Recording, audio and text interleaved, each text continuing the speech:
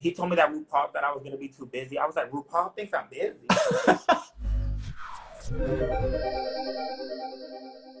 I'm Joey Nolfi, the Drag Race beat reporter at EW, and when this interview is over, I urge you all to backward sashay to ew.com/drag race, where we have amazing year-round drag content throughout the year, even in the off-season of RuPaul's Drag Race, including the iconic and future award-winning podcast, EW's Binge, where new episodes are up on Apple Podcasts and Spotify every Thursday morning now through September, and we're recapping every season of RuPaul's Drag Race. So make sure you listen to today's episode, which features Peppermint and Sasha Velour of season 9. That is up now. Now today on Queening Out, I'm welcoming a woman who has contributed so much to pop culture since becoming season 10's first eliminee and inventing the art of backwards sashaying, and later returning to Drag Race to make top 5 on season 11.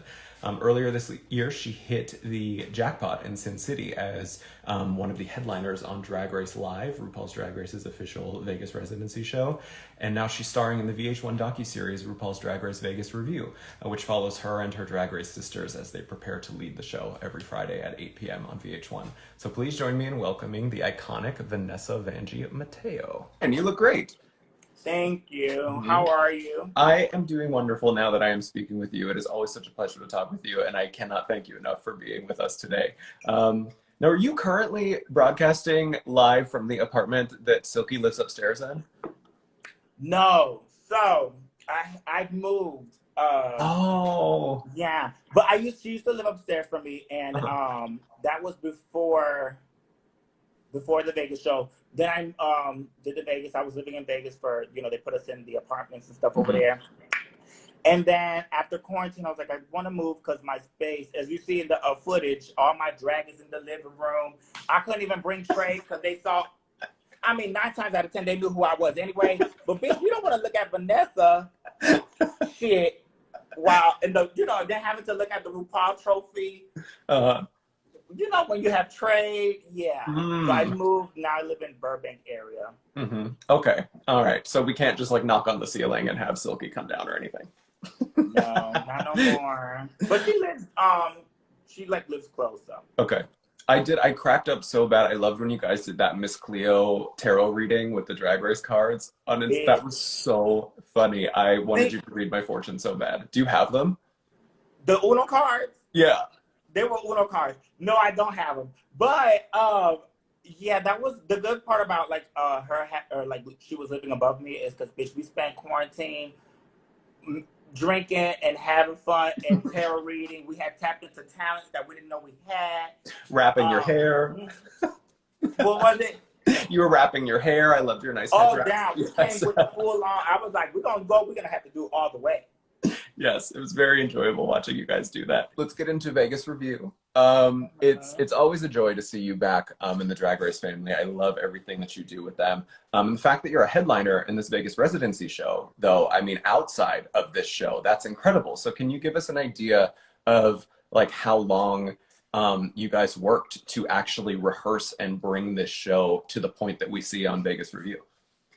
Yeah, it was, I don't remember exactly. Well, the tea is originally, I don't think I was even, first of all, I was flattered because bitch, I feel like when you go home first, it don't matter what happens. You always have that go home first syndrome. I feel like I still suffer from that. I feel like I always am trying to, but that's just my own, and I've kind of always been like that, like a people pleaser, or always trying to find approval. I don't think they originally were, I wasn't on until Jamal, the choreographer, came to Work the World to watch it. Okay. And then he was like, oh, I want Vanjie. And then he told me that RuPaul thought I was going to be too busy. I was like, RuPaul thinks I'm busy. Which, the fact, in my head, I'm like, I don't think, RuPaul knows what we're doing, but it was cute to him, So I was like, oh, see? Which, so they asked me, and I said yes, of course, and it was a lot of rehearsals. In the beginning, it was I think we spent maybe 3 days in LA, learning the routine and whatever. They did that with each girl, and then it kind of was on a pause, not a pause, but we didn't start rehearsing again until we were in Vegas. Right. It was a lot of work because it's not only like knowing your number, but like the flow. It's a whole show. I mean, it's a choreographed entire production. And then it's like trying to fit an episode of Drag Race, which we film in 2 days and all that. And, you know, each thing that we do on Drag Race is still a race, but like when you do your runway, you have time to do your runway. You have time, you know, they give you, bitch, it was like, and it was hard because we all came up with like 5 different looks. Like, let's say we changed 5 times on the show. Mm-hmm. But every time you leave the stage, we're all on stage at the same time and we're all off stage at the same time, if that makes sense. Mm-hmm. So every time we're changing, everyone's changing. And we didn't have that many handlers and help. It's a lot. It was a lot. Mm-hmm. But like a good challenge. And I feel like all the rehearsals, it didn't, until we like were in Vegas on the stage, rehearsing with Asia, doing her, because she's like the glue for the show. She's like, you know, guiding the people, you know, explaining to them, because, you know, you have sometimes the people like, I don't get what's going on, acting like they ain't never seen the fucking show. You know what the fuck is going on. This is the mini challenge. This is the main challenge. This is not the lip sync. I'm going to walk backwards. Y'all see this shit. But it was a lot. But I feel like it really didn't kick into gear until like we were in Vegas, getting to like really do the rehearsals with like costume changes. And that's when like we realized, bitch, I think that's where Asia came in with that line and said, bitch, we might be over or whatever she said. But, you know, basically it was, bitch, a lot to swallow. And I don't really like swallowing unless I like it like that. So. Right. Gotta keep that. I hope that makes sense. Yes. Oh, it totally does. Do you think that the Drag Race challenges that you did on Drag Race like sort of helped prepare you to do a show like that? Because it's a lot of, I guess, similar stuff. It's a lot of choreography doing these stage productions. Like, did that help you at all going into this residency show? Yeah, it does help, because I feel like it kind of like going through all that stuff that you go through on the show kind of builds your confidence, and you're like, well, bitch, I did this. And like half the time when we would get challenges on the show, I would be like, bitch, I don't know how we're about to pull this bitch off. Like, so I think it does help you because you're more confident by the time you do. Like, we had this opportunity, we were more confident. But, child, I mean... Nothing can prepare you for throwing Derek Barry 30 feet in the air. Like, I mean, nothing can prepare you for that. Right. I mean, bitch, I thought about it like this. I'm like, well, this is like free. People paid to bungee jump, bitch. Yeah. A lot of... bungee jumping ain't cheap. So I'm like, bitch, I'm going to do it for free. Put me in. I'm going to bungee jump up and down. I was ready. But they gave it to Derek. They did give it to Derek. And, bitch, I think she was scared. I think it took her like a few, because she would always be a little.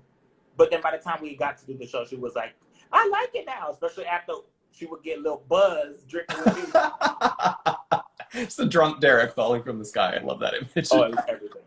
Now, speaking of Derek, over these first 2 episodes, it seems like Derek and that throuple house is like a layer of drama. Like, it feels like all of the drama is centered around this throuple house. So why is that house the epicenter of all the drama? What is going on over there? I don't think it's necessarily the house. I think it's more one of them is very, you know, she's a lot. And some people, you know, you could some people are easier to take than others. Nebraska's a lot, okay? We just gonna say like I was figuring you were going there. I ain't even gonna be around the bush, around the trees, or around the jungle. She's a lot. And I think at that time we were like having a lot to deal with, and then we were like, bitch, we don't got time for, you know, those shenanigans. We already got to deal with the cast, let alone they booze and things. She's just a lot, and I think, you know, she's a queen herself, so she's opinionated, and she got, you know, yeah, child. Everybody can't be a Libra like me. It's good TV, though. I mean, it is good TV. It's wonderful. It's good TV. At that time, though, I was like, bitch, we got a lot of shit going on, and, you know.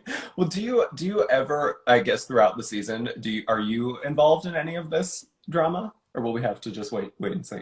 You have to wait and see, because at first, let's just say this, like us getting together, I thought there was not going to be no kind of, because, you know, we're not like competing, and we all really get along. Mm-hmm. So but as you all, I didn't think there was going to be drama, and we went to the casino, and lo and behold, Some skeletons came out the closet, bitch.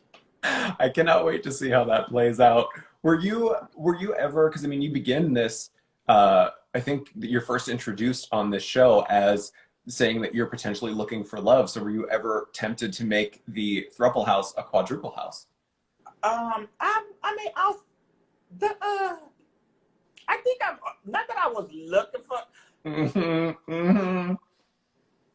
listen, no, I ain't gonna say I wasn't, because I'm always looking for somebody to, not really looking, I don't like that word, like I'm looking on my end on the hunt, bitch. But it's a grinder word. I'm gonna be in Vegas for 3 months, or however long we were gonna be there. Can I get a little boo, baby? Yeah. Boo. Well, it looks like, I mean, judging from the previews, it looks like that boo thing might be Cameron. I mean, what is the story there, Vanjie? You're making out with Cameron all up on the preview. You definitely will have to watch and see, but after last time putting myself on Front Street, dating queens and shit, I was there. I'm probably not, you'll have to see, but bitch, I think I also was like at the mindset where Monet was one of the ones who told me this. Monet Exchange, shout out to the Sponge Punk bitch. I love Monet. Right, we love Monet, just not too much. I'm just kidding, no, we love her. And so she was like basically telling me like, you have to open up your life in order for it, or you have to open up yourself in order for life to open up to you. Mm-hmm. And so I always try to be open-minded in things. And Cameron is fine. No tea. So yeah. It wasn't gonna be that much of an issue. Mm-hmm. Right. Who is a better on-camera kisser though, Brooke or Cameron? I'll probably say it's kind of a blur, both. But I feel like I would probably have to say I'm gonna pick one, because I know everyone gets mad when I don't pick one. Who do you feel like would be a better? Do you think I enjoy one better than the other? I think maybe because you probably, well, I don't know what happened after Vegas Revue, but it seems like maybe you spent more time with Brooke. So maybe Brooke? No? Am I wrong? I don't have your psychic power. No. Brooklyn's a good kisser. Okay. And Cameron's a really good kisser too. And that Juvederm he has in his lips is good and soft and supple. Nice little pillow. Yeah, and Cameron, when he's out of drag, he like to make you feel like, he like to make you feel like this, like a strawberry shortcake type thing. So that ain't real. But maybe that's his flavor of Listerine. Different, huh? Said maybe that's his flavor of Listerine, strawberry shortcake. I like with who? Cameron. He could be both. I'll say this. I think Cameron is a really good kisser. Brooklyn's good. Mm-hmm. Cameron's great. Okay. All right, we'll take it. I'm going to get in trouble. No, you're not. Everybody loves this. Have you seen the comments? Everybody is loving this. The fans are not going to get mad. The fans are okay. Or the people watching are okay. Brooklyn is going to beat my ass. No, she won't. She'll think it's funny. Yeah, well, I won't let you get in trouble. No, you have competed on Drag Race twice. You've toured the world. You're a really great success story in this franchise. But I'm wondering how filming a show like Vegas Revue, with cameras going behind the scenes at this Vegas show and filming you guys in your personal lives, in addition to like being in a competition, or as opposed to being in a competition, I guess. Did it feel different or unique to you to film a show in that way, where it wasn't like there were no stakes in terms of the competition? It was. Who said you are gay? Of course we're gay, bitch. Shout out to you, whoever that was. But it was I think harder, the Vegas one, because when you're filming, well, like the filming aspect, when you're filming Drag Race, they're like they're just filming and you don't, you're there. You have to, Yeah. So it's like they're almost like flies on the wall. Like you almost forget. You forget that they're there on Drag Race. And you're there, you're on lockdown, you're there for something, and you already, versus filming the Vegas one was different because we're trying to get the show ready, like the Vegas show, the live one. Mm-hmm. And then we're getting pulled left and right to film other stuff. It was a lot. Mind you, we only had only 2 days off. And they weren't even back to back. It was like a Monday and a Wednesday. So those days off, those are the days that we would do our like boy interviews. Mm-hmm. So basically we ain't had no days off. So it was a lot. It was a lot. So it was difficult in a different way. Drag Race is more difficult in terms of like what you're doing. Eating, yeah. Yeah, because they put you through hell and high water. You know, they're like, get ready, we about to light you bitches on fire. Who's gonna make it to the final two? Versus the Vegas show, you know, they're like helping us get ready, but it was difficult and different. Like the filming was difficult. Yeah. And it was a different team. I imagine it was difficult too for you guys because it looks like from the previews for later in the season that you guys were actually filming when the coronavirus stuff was sort of shutting down productions on the Strip. So what was that like in that moment? Do you remember when you first got the news and what you guys were all feeling like when you heard that this was going to potentially shut down? Yes, I'll tell you. I remember bringing up the coronavirus. Like, I think we were I was like the first hoe talking about it. the coffee. I was, hey Jada, I love you. Miss Jada's here? Jada's watching me. Can we do a three-way? Can we do a three-way? We're going to do a triple. No, you can't. You can only do 2 people. It doesn't let you do 3. I would. I'm just kidding. Jada, I love you, bitch. I love you too, Jada. I was talking about the coronavirus, like, but you know, everybody's like, they probably didn't even understand what I was saying. Because I was like, God, the coronavirus. You know, because I heard about it. My mom was like, telling me about something going on. So she was telling me, then I started like, there was one night I was like in a YouTube loophole and I was researching and watching all this. So I was talking about it for a while and I think we didn't really, like, you know, the girls it didn't hit the way it did. But when it started to hit, we were still, like, places were getting shut down. We were still, I think we were like a few weeks in still doing until it was like mandatory. I feel like we were basically there. We were even doing meet and greets almost. Well, no, not almost. We were doing meet and greets. Bitch, wow. I was going to the meet and greet with hand sanitizer. Yeah, as you should have. But, and then, you know, we did not anticipate. We were like, oh, it'll probably be, I think they guessed they didn't think it was going to be for a long time. Mm-hmm. There was we left a bunch of shit, makeup, drag. It was crazy. Oh my gosh. I'm so sorry that you guys had to go through that. And hopefully people will be able to see the show when things kick back up, because it really does look like an incredible show. So fingers crossed that we get to see you guys there again. Did you get to come and see it? I didn't. No, it shut down before I got a chance to come out. I'm grateful that we at least got to get a few. I think we did I don't even remember how many months. We were there, you know, but you know, we're going to be optimistic. I'm sure we'll be back. And now, before Vegas Revue, I want to talk to you a little bit about something else that you did this year. You made a lovely appearance on All Stars 5 as a lip sync assassin. And I feel like we never got to hear your side of the story, sort of being there and seeing your drag mother, Alexis, you know, so down in that moment, crying off to the side of the stage, you know, when she saw you come out. So what was going through your mind when you walked out on that stage and saw her sitting there looking so upset in that moment? Yeah, so they don't really tell you, they don't tell you shit, period. They just be like, stand here, you're going to pose, you're going to wait for the screen, you don't have to wait for the screen. So I was like, And I saw her upset, so I was like, what the fuck? I didn't know. And then I was even mouthing, to the side of the stage, who's in the bottom? Yeah. Because that's the first time, that episode was the first time if you weren't in the top, if you didn't win, everyone was in the bottom. Yeah. So I was trying to figure out by the faces, who's in the bottom, who's in the top. Alexis is crying and looking upset. I'm like, oh, they don't rip the whole, you know, I was like, she's cool, you know. But then again, I don't pick the lipstick. I don't know anything. And Alexis is the kind of drag mom that she's like, when people, if you're going to do something, you have to do it 100%.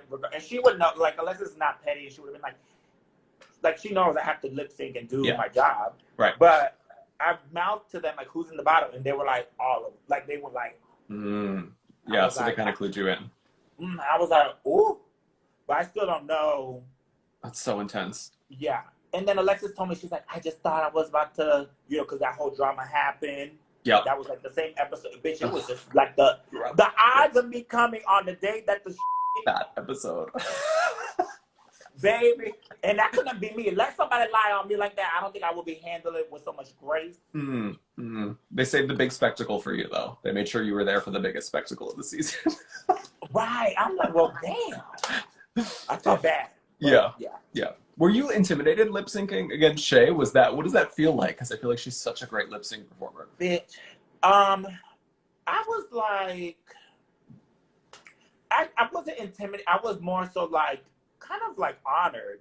First of all, for them to even like ask me to be there and stuff. And people, there was like a whole conspiracy, like this whole thing, people saying, oh, they asked Vanjie because she was in LA. No, bitch. I was on tour at Work the World, you know, and I still left and did it because with Drag Race, it does like anything they ask me to do, I'm gonna go and do it. You know, they've helped me so much, and they like started my career. They put, you know, gave me the platform. So like, bitch, they asked me to come over there and sweep the stage or clean do the bathrooms. I'm gonna do it. Yeah. So, what was the question? If it was intimidating to go against Shay. Hell no. I mean, I was more honored, and I'm in my head thinking like, oh my God, I get to lip sync next to Shay, bitch. This is gonna be on video. I get to say I lip synced against her. So I was more honored, and I loved like when they told me the song the day before, so I had to. Thank God I already knew the song, but it was more just exciting. I felt like I was like, "Ooh, we're gonna put like a good, like a cute show." Mm-hmm. And you did. It was a great show. It really was. It was lovely to see both of you. I think we have Morgan and Mayhem in the comments now too. Oh, the Eminem. Hello, girls. Hi, ladies. Okay, so I want to end this. On a serious note, because we did lose a very dear member of the Drag Race community last week. Miss Chi Chi DeVayne sadly passed away, and I saw so many queens posting about stuff, memories and fond thoughts of Chi Chi. So I just want to know if there's anything that you can recall from maybe the past, or maybe a funny or memorable moment that you have with Chi Chi that you would like to share. Yes, of course, I've met Chi Chi. I didn't get the opportunity, unfortunately, to like work or, because I don't think we've done. I know we've met in Kiki, and we used to write each other all the time. Like she would comment on whatever, and Chi Chi was just always sweet. She's very like. I just felt she's one of those people you feel like you've known for a while. Yeah. Especially because she just reminds me of like the kind of like the queens kind of me growing up, like that would be in the dressing room with us. You know. That did pageants and twirled and all that. And we just have to, I'm just glad that we got the chance to see what she does, what Absolutely. She did and her kind of drag and the fierce performer that she is. And just stay strong, keep her family in our prayers and stuff, because cannot take people, we have to be, you have to be... more supportive while they're here, I think. That's right. Like, just basically tell people you love them, and don't be like every time if I have a petty moment, I'm like, and that's one of those moments and it's sad that we have to have things like that to remind us. Yeah. She's just always been an amazing person and very genuine, very sweet. For sure. Yeah. And just super talented. Well, thank you for sharing that, and it's been such a pleasure talking with you. I would love to exit this interview by walking backwards, but it looks like we're both kind of constrained by our backdrops, so I don't know if we can. If I walk backwards, I'm going to walk into the wall. I know, we can't ask you to do that, no injuries. So we'll just have to settle for a standard goodbye. But do you want to give one last plug for Vegas Revue or any projects that you have coming up? Yeah, well, honey, I think they do have...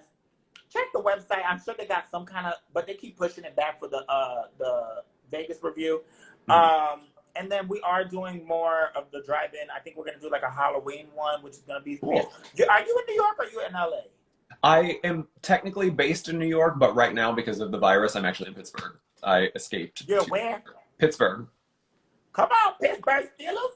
Yeah. But, I don't know if the Halloween thing is going to go all over the place or it's going to be like in maybe a few of the, but we're going to be doing more virtual stuff. We have to find a way to entertain, put people's, put smiles on people's faces.